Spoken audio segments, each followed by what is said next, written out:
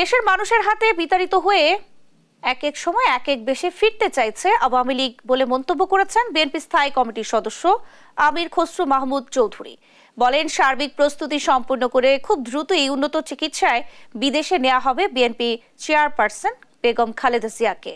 সকালে গুলশানে বিএনপি চেয়ারপারসনের রাজনৈতিক কার্যালয়ে দলের মহাসচিব মির্জা ফখরুল ইসলাম আলমগীরের সাথে সৌজন্য সাক্ষাৎ করেন বাংলাদেশে নিযুক্ত সিঙ্গাপুরের অনাবাসিক high commission charge d'affaires Mitchell লো।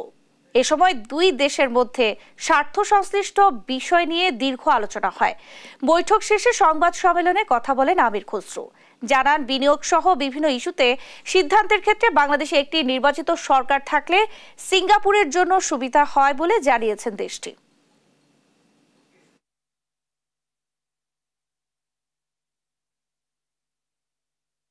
দেশের মানুষ যখন আপনাকে বিতাড়িত করে, এখন আপনি এক এক সময় এক এক ওটা কি বলে এক এক কাবারে আসতে চান।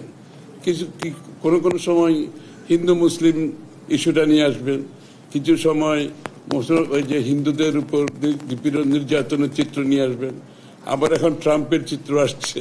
এখন যাদের আসলে অস্তিত্ব বিলীন হয়ে গেছে তারা তো কোনো একটা অন্য কোনো ভেসে তারা আসতে চাচ্ছে দেশের মধ্যে। এখানে তো একটা প্রসেস আছে, ওনার সাথে আরো লোকজন যাচ্ছে, ডাক্তার যাচ্ছে, তারপর ওখানে হসপিটালগুলোতে ওনার যেখানে যেখানে যাবে এগুলো সব সমাপ্ত করতে হবে তো কাজগুলো, তাই না? সবগুলো রেডি হলে উনি চলে যাবেন এবং আমরা আশা করছি খুব বেশি সময় লাগবে না।